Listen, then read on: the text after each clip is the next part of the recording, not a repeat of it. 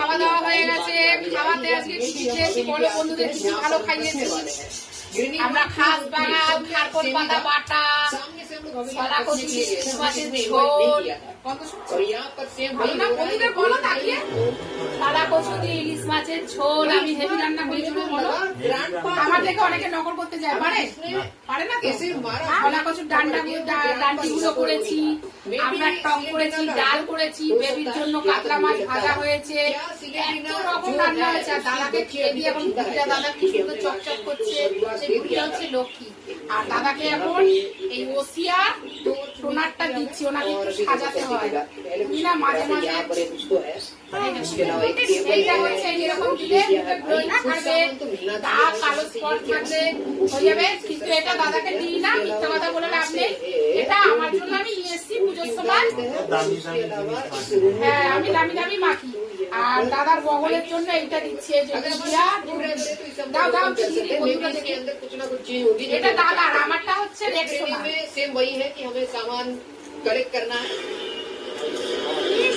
কত সুন্দর করে সাজাই। আপনারা কারা কারা এরকম করতে ভালোবাসেন, এরকম এগুলো সব করে দিন, কমেন্টে জানাবেন। আমি ভালোবাসি দাদাকে, আর আমি দিচ্ছি এটা। এটা দিলে আমার কোনো স্পট নেই, স্ট্যান্ড নেই, দাদার আছে একটু। খুব সুন্দর গন্ধ শুকুন আমার গালে, কিন্তু দাদার গালে আছে হালকা। কিন্তু আমি এটা একবার দিয়েছি, দাদাকে বেশি দেবো না বাবা, এটা দিলে শেষ হয়ে যাবে, তুমি নিজে কিনে আনবা, ঠিক আছে? আর আমি সবসময় ভালোবাসি, ওই জন্য ভালোবাসার ভিডিও দিই, চিপকানো ভিডিও দিই। যে যেরকম বাড়িতে হাজবেন্ডের পরিবারের সাথে চলে সে সেরকম ভিডিও দেয়, আমি যেরকম থাকি সেরকমই ভিডিও দিই। এটা অরিজিনাল বলছি, আমার বড় মা সাক্ষী, বড় মা মানে দক্ষিণা মা। আর আমি সবসময় যেরকম দাদাকে ভালোবাসি, আমরা চিপকে থাকি এরকম সবসময় এই ভিডিওটা দিই। এটা খারাপ ভাবার কিচ্ছু নেই।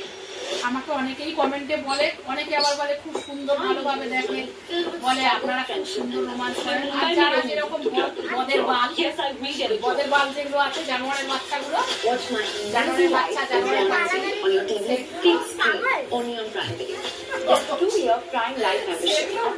কমেন্ট করে, দাদা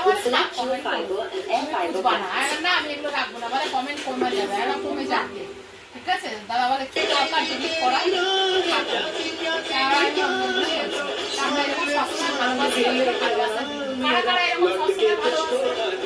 আমি বাড়িতে রান্না